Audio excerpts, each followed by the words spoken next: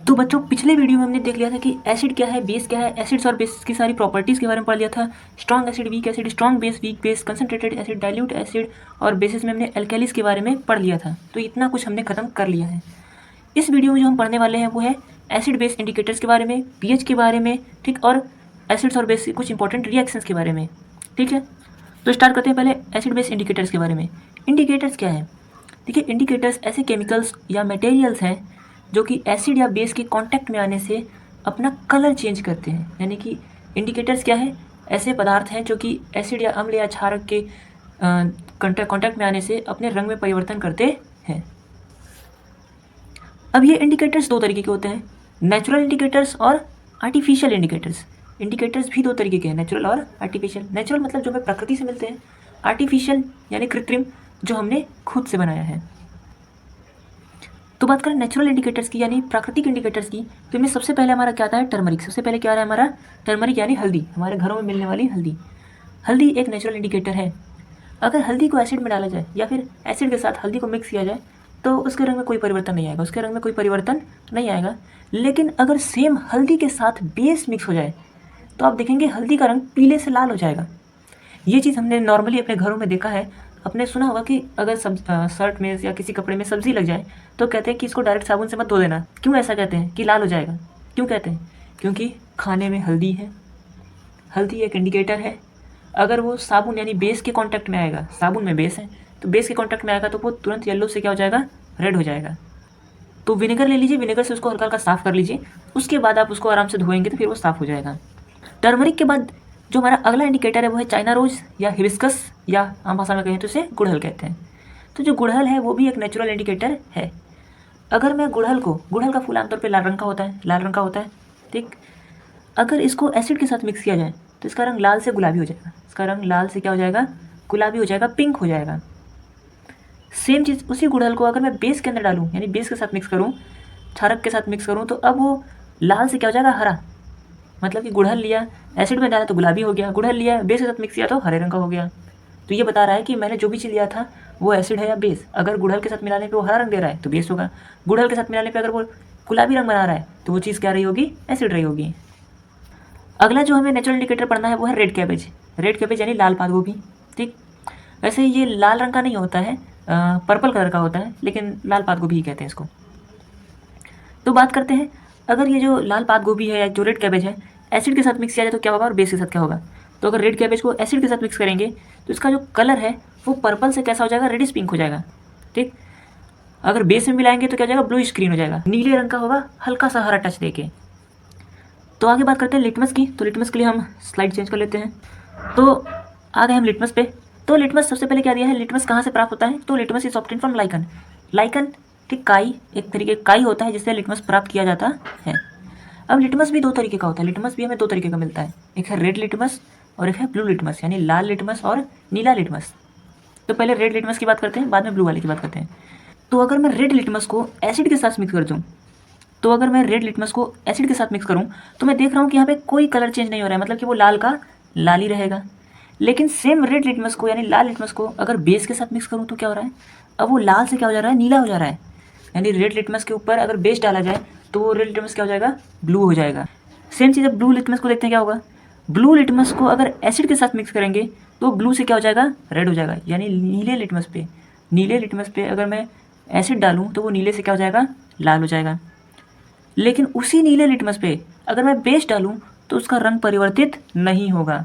यानी कि blue litmus में अगर एसिड मिक्स करूँ तो वो ब्लू से रेड हो जाएगा, लेकिन अगर बेस मिक्स करूँ तो वो ब्लू का ब्लू ही रहेगा। तो लिटमस के बाद स्टार्ट करते हैं आर्टिफिशियल इंडिकेटर्स। आर्टिफिशियल इंडिकेटर्स में हमें बस दो ही पढ़ना है, एक है मिथाइल ऑरेंज और एक है क्या? फिनोप्थिलीन। तो पहले मिथाइल ऑरेंज की बात करते हैं। नाम से समझ आ रहा है मिथाइल ऑरेंज मतलब ये किस कलर का होगा? ऑरेंज कलर का होगा, जाहिर सी बात है। तो पहले मिथाइल ऑरेंज को देखते हैं। तो अगर मिथाइल ऑरेंज को एसिड में डालेंगे तो ये ऑरेंज से रेड हो जाएगा। मिथाइल ऑरेंज लीजिए, उसमें एसिड मिक्स कीजिए तो वो आप ऑरेंज से लाल कलर का हो जाएगा। मिथाइल ऑरेंज लें, उसमें बेस मिक्स करें तो वो ऑरेंज से येलो हो जाएगा। तो मिथाइल ऑरेंज की क्या प्रॉपर्टी? एसिड में ऑरेंज से रेड, बेस में ऑरेंज से येलो। फिनोप्थिलीन की बात करें तो फिनोप्थिलीन में क्या हो रहा है? फिनोप्थिलीन में जब एसिड मिक्स करेंगे तो अच्छा, फिनोप्थिलीन कलरलेस होता है, फिनोप्थिलीन कलरलेस होता है। और अगर इसमें एसिड मिक्स किया जाए तो इसके कलर में कोई परिवर्तन नहीं आएगा। लेकिन सेम फिनोप्थिलीन में अगर बेस मिक्स किया जाए या बेस के अंदर फिनोप्थिलीन को मिक्स किया जाए तो क्या होगा, वो कलरलेस से क्या हो जाएगा, पिंक हो जाएगा। पहले फिनोप्थिलीन कलरलेस था, लेकिन जैसे बेस के साथ मिक्स हुआ अब वो पिंक कलर का हो जाएगा। अगर फिनोप्थिलीन बेस के साथ मिक्स किया तो गुलाबी रंग हो जाएगा। आप इसका एक्सपेरिमेंट करके आराम से देख सकते हैं या यूट्यूब पे इसको सर्च कर सकते हैं। तो हमारा इंडिकेटर्स का कहानी हुआ खत्म। अब आगे स्टार्ट करते हैं पीएच की। पीएच इसका फुल फॉर्म है पोटेंशियल ऑफ हाइड्रोजन या हाइड्रोजन आयन की क्षमता। हिंदी में कहते हैं इसे हाइड्रोजन आयन की क्षमता, इंग्लिश कहते हैं potential of hydrogen, short form है पीएच। पीएच करता क्या है? It tells about strength of acid और बेस। पीएच हमें किसी भी एसिड या बेस की क्षमता के बारे में बताता है, यानी कि वो ये बताता है कि कोई भी एसिड कितना स्ट्रांग है, ठीक, क्या कोई भी बेस कितना स्ट्रांग है, ठीक। तो कोई एसिड यानी कोई अम्ल या क्षारक कितना प्रबल है या दुर्बल है, इस चीज़ के बारे में पीएच हमें बताता है। तो पीएच क्या बता रहा है? स्ट्रेंथ ऑफ एसिड और बेस। पीएच की वैल्यू बात करें तो 0 से 14 तक होती है। पीएच की वैल्यू 0 से 14 तक होती है। आगे बात करें तो हमें कुछ पीएच वैल्यूज़ याद होनी चाहिए और उन पीएच वैल्यूज से ये पता होना चाहिए कि वो किस चीज़ के बारे में बता रहा है।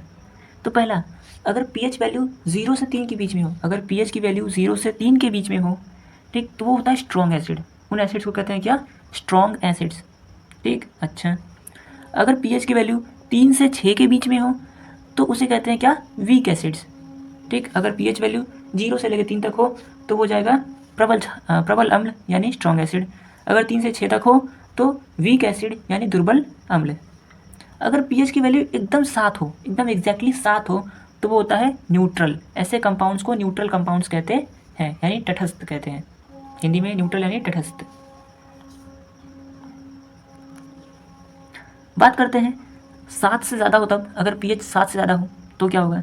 अगर किसी कंपाउंड का पीएच 8 से 10 तक है, पीएच 8 to 10 तक है, तो वो जाएगा वीक बेस, ठीक। अगर पीएच 11 to 14 है तो क्या हो जाएगा? Strong base. यानी कि मेरे पास कोई कंपाउंड आया, मैंने उसका पीएच नापा तो पीएच बता रहा है 8 से 10 तक के बीच में, तो वो जाएगा वीक बेस यानी कि दुर्बल क्षारक। अगर उसका पीएच 11 से 14 तक बता रहा है तो वो जाएगा स्ट्रॉन्ग बेस यानी प्रबल क्षारक। तो पीएच के बाद बात करते हैं कलर ऑफ पीएच पेपर। देखिए, पीएच पेपर एक टाइप का पेपर होता है जिसको किसी भी केमिकल में डालने पे वो अपना कलर चेंज करता है। एक तरीके से इंडिकेटर जैसा ही काम करता है। ये बताता है कोई भी चीज़ एसिड है या बेस है, और साथ साथ ये भी बताता है कि वो कितना स्ट्रॉन्ग या कितना वीक है, ठीक।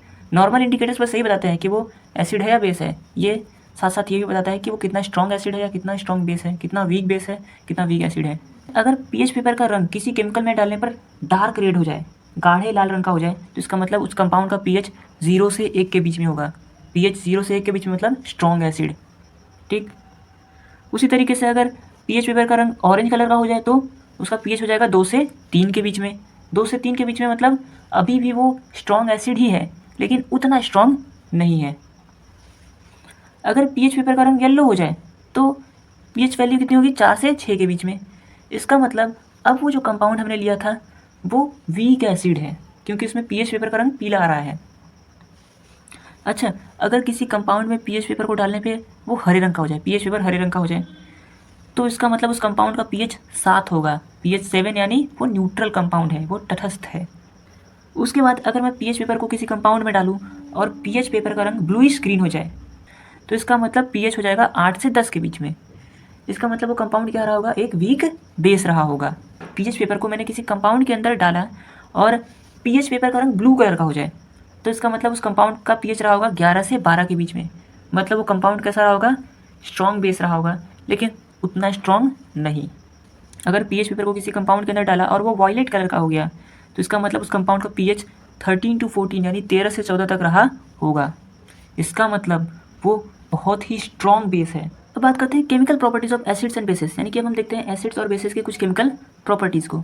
तो पहला है reaction with metals. Reaction with metals, अगर एसिड का रिएक्शन करवाया जाए किसी मेटल के साथ तो क्या होगा? अगर किसी एसिड को किसी मेटल के साथ रिएक्ट कराया जाए तो क्या बनेगा? सॉल्ट बनेगा, प्लस हाइड्रोजन गैस वहाँ से निकलेगी। जैसे मेरे पास यहाँ पे हाइड्रोक्लोरिक एसिड है, इसको मैं जिंक के साथ रिएक्ट करा रहा हूँ तो क्या बना रहा है? जिंक क्लोराइड बना रहा है, जो कि एक सॉल्ट है, प्लस क्या बन रहा है? हाइड्रोजन गैस बन रहा है, ठीक। अगला एग्जांपल लेते हैं। जैसे यहाँ पे मेरे पास HNO3 है, यानी नाइट्रिक एसिड है। नाइट्रिक एसिड को सोडियम के साथ रिएक्शन करा रहा हूँ तो क्या बन रहा है?